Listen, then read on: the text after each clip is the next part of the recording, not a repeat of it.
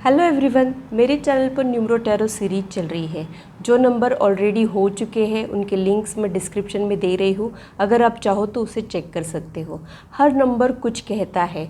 हर number को जानकर हम लोगों को और बेहतर समझ पाते हैं। आज हम बात करेंगे नंबर 4 की। जिन लोगों की बर्थ डेट 4, 13, 22, 31 है वो लोग नंबर 4 की कैटेगरी में आते हैं। आज हम देखेंगे कि इनकी स्ट्रेंथ क्या है, इनकी वीकनेस क्या है, इनकी ओवरऑल हेल्थ कैसी रहती है, इनका भाग्योदय कब होता है, इनके लाइफ के ऑब्स्टैकल्स क्या है और इनके ब्लेसिंग्स क्या है। इन सारे क्वेश्चंस के आंसर्स मैं आज इस वीडियो में लेकर आ रही हूँ।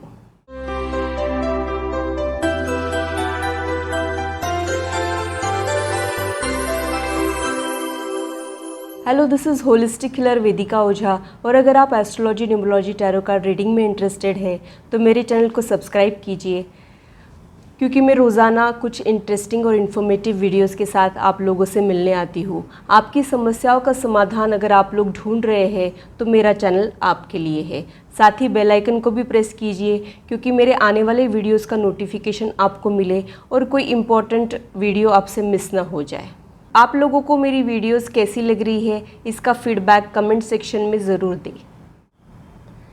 Every person is a number which carries secret information, and numerology is to decode that secret information. Numerology में different numbers different things को denote करते हैं, जैसे कि बर्थडे नंबर हमारे बेसिक कैरेक्टर क्या है ये बताता है, लाइफ पाथ नंबर हमारी लाइफ की ओवरऑल जर्नी क्या है ये बताता है, नेम नंबर हमारी प्रोफेशनल और पर्सनल लाइफ के डेवलपमेंट को दर्शाता है, पर्सनालिटी नंबर आपके लोगों के दिमाग में क्या इमेज है इसे दर्शाता है, सोलर नंबर आपके डीपेस्ट हिडन डिज़ायर को दर्शाता है। तो स्टार्ट करते हैं। जो लोगों की बर्थ डेट 4, 13, 22 और 31 है उन लोगों को रूल करता है यूरानस, पर वैदिक एस्ट्रोलॉजी के अकॉर्डिंग इन लोगों को रूल करता है राहु। यहाँ मैं राहु केतु की एक शॉर्ट स्टोरी बताना चाहूँगी। स्वर भानु नाम का असुर भेष बदलकर देवताओं में जाकर बैठा था। जब समुद्र मंथन हो रहा था और देवताओं में अमृत बट रहा था, तब इसने अमृत धोखे से पी लिया। जैसे ही विष्णु जी ने जाना ये तो असुर है और देवताओं में जाके बैठा है, तब उन्होंने सुदर्शन चक्र से उसकी गर्दन उड़ा दी। क्योंकि उसने अमृत पी रखा था, उसका शरीर नष्ट नहीं हो पाया बल्कि 2 हिस्सों में बट गया। सिर का हिस्सा राहु कहलाता है और धड़ का हिस्सा केतु कहलाता है। राहु का नाम सुनते ही लोग घबरा जाते हैं और तुरंत राहु को सप्रेस करने के रेमेडीज़ में लग जाते हैं। राहु के बारे में मैं थोड़ा यहाँ पे क्लैरिफिकेशन देना चाहूँगी। अगर आपको नेम, फेम, मनी, लाइमलाइट में आना है तो राहु इम्पॉर्टेंट रोल प्ले करता है। आपका राहु कैसा है इस पर डिपेंड करता है कि वो आपको कैसे रिजल्ट्स देगा। तो ये जाने बगैर कि आपका राहु स्ट्रॉन्ग है कि वीक है, उसे सप्रेस करने के रेमेडीज़ करना बहुत ही गलत है। राहु गेम चेंजर भी हो सकता है, यानी आपकी लाइफ में जो अभी तक नहीं हुआ है वो पासा पलट सकता है, बाजी पलट सकता है, हारी हुई बाजी को जीता सकता है और जीती हुई बाजी को हरा भी सकता है। आपका राहु कैसा है ये देखकर रेमेडीज़ बताई जा सकती है।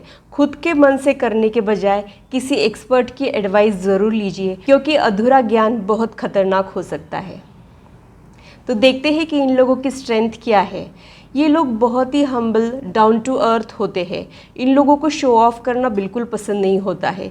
ये लोग बहुत ज़्यादा इंटेलेक्चुअल होते हैं, मगर कभी भी डिंग नहीं मारते हैं।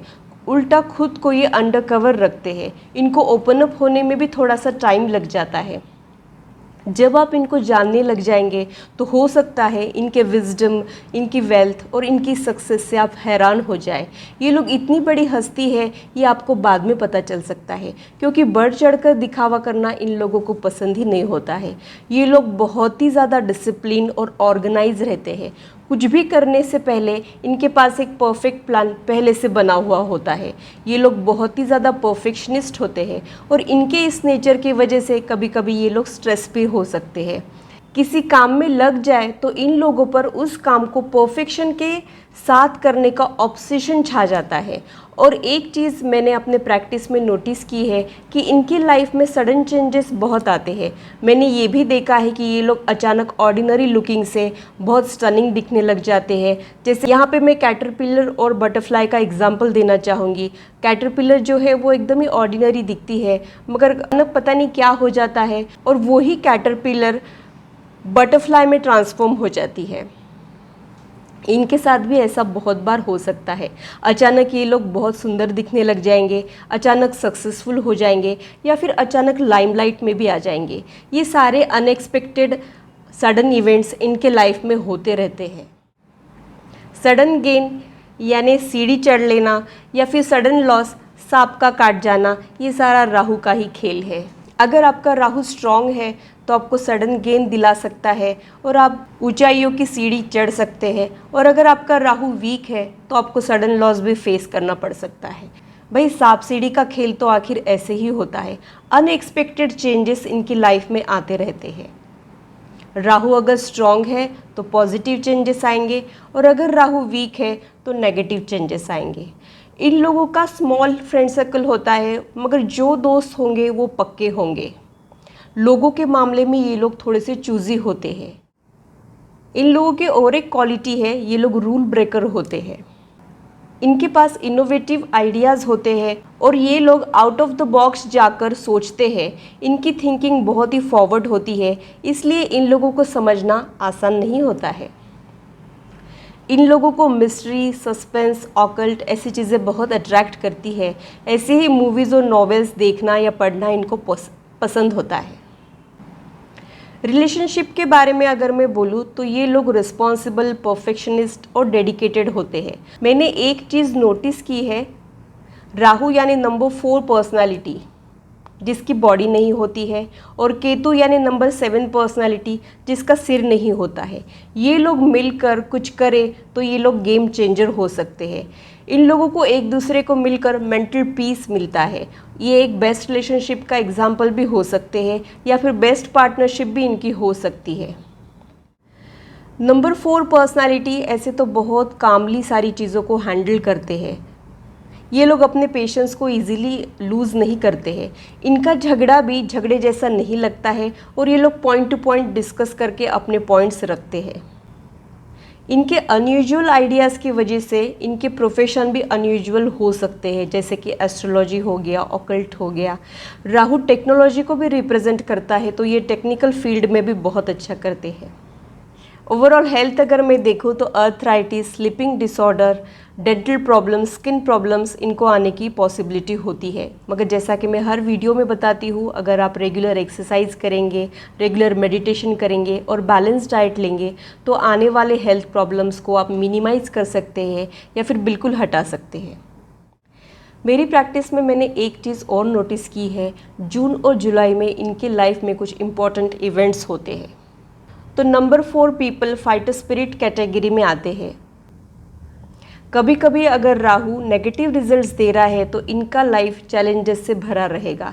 एक चैलेंज के बाद दूसरा चैलेंज हो सकता है ये लोग फेस करें।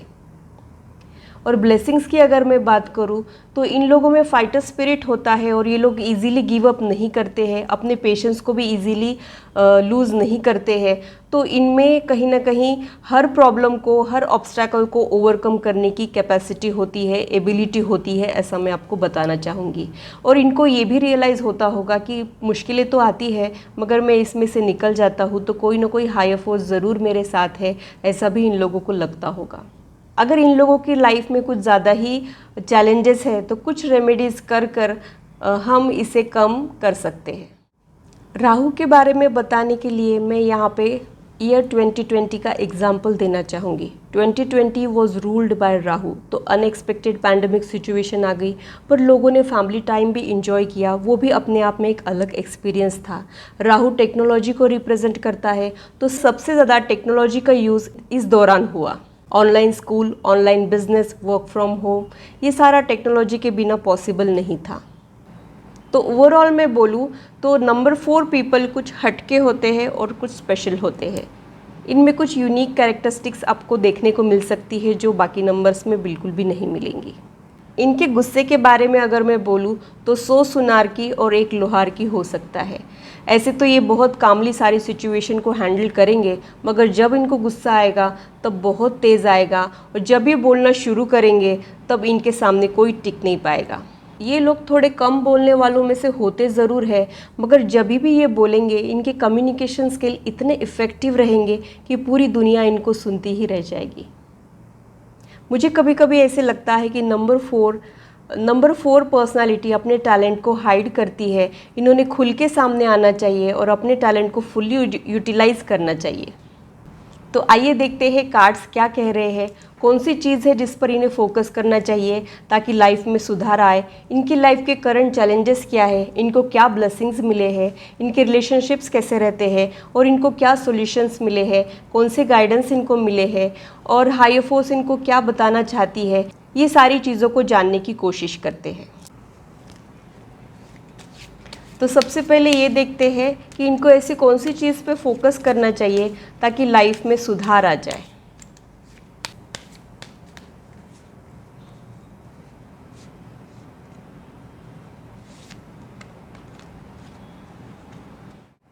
नंबर 4 पीपल बहुत ज़्यादा प्लानिंग से रहने वालों में से होते हैं, परफेक्शन के साथ अपना काम करते हैं और इनको लाइफ में स्टेबिलिटी चाहिए होती है, फिर चाहे वो प्रोफेशनल लाइफ हो चाहे पर्सनल लाइफ हो। पर जैसा कि मैंने बताया कि ये लोग अपने टैलेंट को हाइड करके रखते हैं और खुलकर सामने नहीं आते हैं, तो उस चीज़ पे इन लोगों ने फोकस करना चाहिए और खुल के सामने आना चाहिए, अपने टैलेंट को लोगों के सामने रखना चाहिए ताकि ये अपनी लाइफ में सक्सेसफुल हो पाए। तो आइए देखते हैं कि करंटली ये लोग कौन से चैलेंजेस को डील कर रहे हैं या फिर करंटली इनकी लाइफ में कौन से प्रॉब्लम्स चल रहे हैं या फिर इनकी करंट सिचुएशन क्या है, वो समझने की कोशिश करते हैं।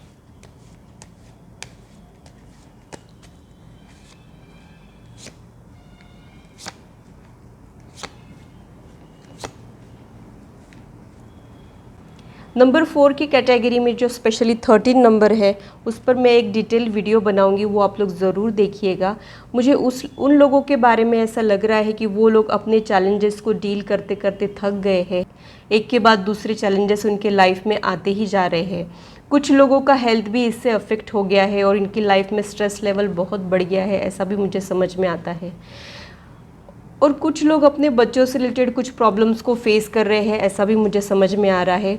हो सकता है कंसेप्शन से रिलेटेड कोई प्रॉब्लम इनको जारी हो, कंसीव ना कर पा रहे हो, या फिर बच्चे होने के बाद उनके कुछ प्रॉब्लम्स को ये लोग डील कर रहे हो और जिसे डील करते करते ये लोग थक गए हो, ऐसा भी मुझे समझ में आता है। ओवरऑल ये लोग चैलेंजेस को डील कर रहे हैं अपनी पर्सनल लाइफ में, ऐसा मुझे समझ में आ रहा है। तो आइए देखते हैं इनको क्या सॉल्यूशंस मिले हैं या फिर क्या गाइडेंस है, कार्ड्स इनके लिए क्या गाइडेंस लेके आए हैं, ये देखने की कोशिश करते हैं।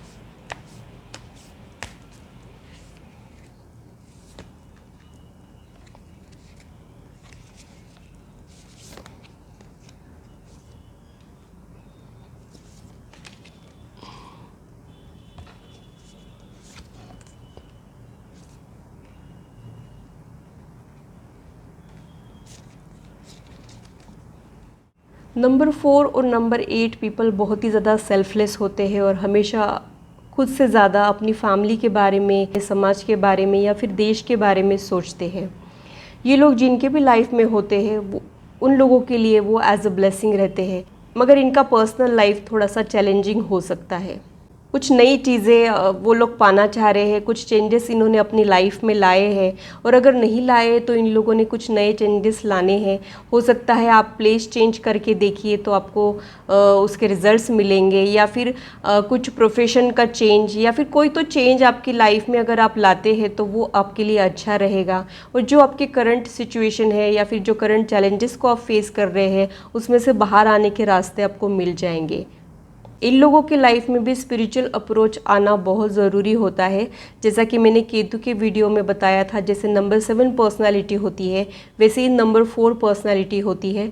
दोनों भी इनकम्प्लीट होते हैं और दोनों जब एक दूसरे से मिलते हैं, स्पेशली जब एक दूसरे से मिलते हैं तो इनको मेंटल पीस आ जाता है। और अगर इनकी लाइफ में कुछ स्पिरिचुअल अप्रोच ऐड हो जाए तो इनकी लाइफ और ज़्यादा अच्छी और बेहतर हो सकती है, ऐसा मैं आपको बता सकती हूँ। अगर ये लोगों के माइंड में अगर करंटली कुछ नेगेटिव इमोशंस हावी हो गए हैं, कुछ रिग्रेट्स हावी हो गए हैं, या फिर ये लोग अपनी लाइफ से दूसरों की लाइफ को कंपेयर करके बुरा मान जाते हैं, या फिर जेलसी आ गई है, या फिर रिग्रेट आ गया है, या फिर गिल्ट आ गया है, या फिर जो भी नेगेटिव इमोशंस कभी कभी आ जाते हैं, चैलेंजिंग लाइफ होने की वजह से हो सकता है कभी ये लोग मायूसी हो जाए, तो इन लोगों ने उसे रिलीज़ करना है और पॉजिटिव रहने की कोशिश करना है, ऐसा मैं एडवाइस आपको देना चाहूँगी। तो आइए देखते हैं और भी इन लोगों को क्या एडवाइस मिला है, क्या सजेशंस मिले हैं।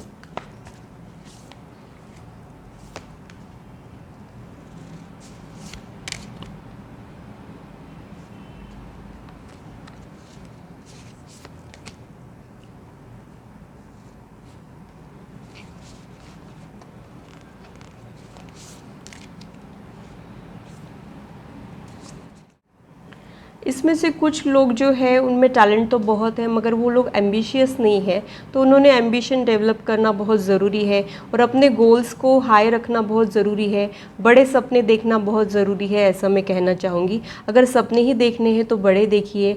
जो बड़े सपने देखते हैं वो एक फ़र्स्ट स्टेप है, और सेकंड स्टेप होता है कि अपने सपनों को रियलिटी में कन्वर्ट करना। फर्स्ट स्टेप अगर आप लोगों ने ले लिया तो सेकंड स्टेप आप लोग लेंगे ही, इसलिए मैं बोलूँगी कि सपने हमेशा देखिए। यहाँ पे मैं और एक चीज़ बोलना चाहूँगी, राहु जो है वो प्लैनेट ऑफ इल्यूजन है, कि जो इमेजिनेटिव आइडियाज़ है, क्रिएटिव आइडियाज़ है, उनको अगर आप इम्प्लीमेंट करते हैं तो आप लाइफ में बहुत कुछ हासिल कर सकते हैं। जो भी साइंटिस्ट होते हैं उन्होंने जो इन्वेंशन किए हैं वो कभी ना कभी किसी न किसी की इमेजिनेशन में ही थे, तभी वो रियलिटी में बदल पाए।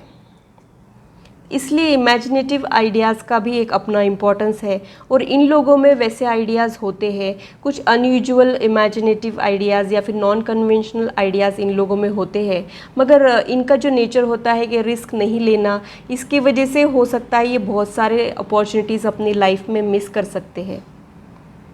तो मैं यहाँ पे बोलना चाहूँगी कि अगर आपके पास कुछ अच्छे आइडियाज़ हैं तो आप रिस्क लीजिए और लाइफ में आगे बढ़िए। प्लानिंग करना तो इन लोगों का नेचर होता ही है, और ये लोग परफेक्ट प्लानर भी होते हैं। इनकी जो स्ट्रैटेजीज़ होती है वो बहुत अच्छी होती है, तो वो वैसे ही बरकरार रखना है, ऐसा मैसेज यहाँ पे मिला है। और आपकी जो सिचुएशन है वो आपको क्या सिखा रही है ये भी समझने की कोशिश करना है। जिस भी सिचुएशन से जा रहे हो, जो भी लाइफ आपको सिखाना चाह रही है उसे समझने की कोशिश कीजिए। लर्निंग आपका जो है वो कभी रुकना नहीं चाहिए, ऐसा मैसेज मैं आपको दूंगी।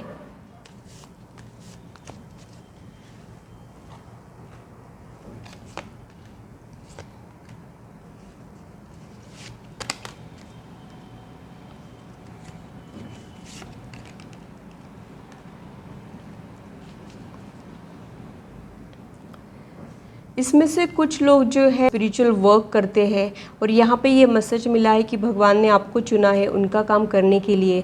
तो अगर आप लव और पीस को स्प्रेड कर रहे हैं इस दुनिया में तो आप बहुत अच्छा काम कर रहे हैं। जैसे कि मैं बताना चाहूँगी कि श्री श्री रविशंकर जी है, उनकी भी बर्थ डेट 13 है, और वो स्पिरिचुअल वर्क बहुत अच्छे से कर रहे हैं। तो वैसे ही अगर कुछ लोग हैं तो वो स्पिरिचुअल वर्क यहाँ पे कर रहे हैं, या फिर कुछ सोशल वर्क या फिर एनजीओ से जुड़े हैं, और उन्होंने ये काम करते रहना चाहिए। इसकी वजह से अगर आपका कोई कामिक बैगेज है और आपकी कुछ लाइफ जो है अगर बहुत ज़्यादा चैलेंजेस को फेस कर रही है तो उसमें भी आपको बहुत हेल्प मिल सकती है। जैसा कि मैंने पहले ही बताया कि ये लोग भी बहुत ज़्यादा सेल्फलेस पर्सन होते हैं और हमेशा लोगों के बारे में, फैमिली के बारे में सोचते हैं। तो ये लोग जिनकी भी लाइफ में होते हैं वो एज अ ब्लेसिंग होते हैं, मगर इनके जो आइडियाज़ होते हैं उनकी वजह से इनको समझना थोड़ा सा मुश्किल हो जाता है। स्पेशली 13 नंबर के बारे में मैं ये बोलूँगी कि आप जिससे गुज़र रहे हैं उससे समझने की कोशिश कीजिए, और अगर आपको लाइफ कुछ सिखाना चाह रही है तो उससे समझने की कोशिश कीजिए। और अगर आपके चैलेंजेस बहुत ज़्यादा है तो आपने कोई स्पिरिचुअल वर्क करना चाहिए या फिर हायर फोर्स से कनेक्ट होना चाहिए। हमारी लाइफ में हमको अच्छे और बुरे दोनों भी एक्सपीरियंस से गुज़रना पड़ता है। सुख और दुख हमको दोनों भी झेलने पड़ते हैं, मगर इनमें से कुछ लोग अभी बहुत ही ज़्यादा टूट गए हैं और वो हमेशा अपनी तकलीफ़ के बारे में लोगों को बताते रहते हैं, या फिर जब भी ये मिलेंगे अपने प्रॉब्लम्स को ही डिस्कस करेंगे, या फिर डिस्कस नहीं करेंगे मगर इनके चेहरे को देख के पता चल जाएगा कि इनकी तकलीफ़ क्या है, इनके प्रॉब्लम्स क्या है। तो यहाँ पे आपको एक मैसेज मिला है कि हमेशा अपने ब्लेसिंग्स के बारे में डिस्कस कीजिए, अपनी तकलीफ़ के बारे में, अपने हर्ट के बारे में लोगों को मत बताइए, या फिर उसके बारे में डिस्कस मत कीजिए, उसको इग्नोर करना सीख लीजिए, और लाइफ का ये हिस्सा है, ये एक्सेप्ट कर लीजिए। ऐसा मैसेज आपको यहाँ पे मिला है। ये था ब्रीफ इंट्रोडक्शन नंबर 4 पर्सनालिटी के बारे में। आशा करती हूँ मेरी वीडियो आपको इंटरेस्टिंग और इन्फॉर्मेटिव लगी हो और आप आपकी लाइफ से इसे रेजोनेट भी कर पा रहे हो। अभी तक के लिए इतना ही, फिर मिलेंगे। Bye and take care.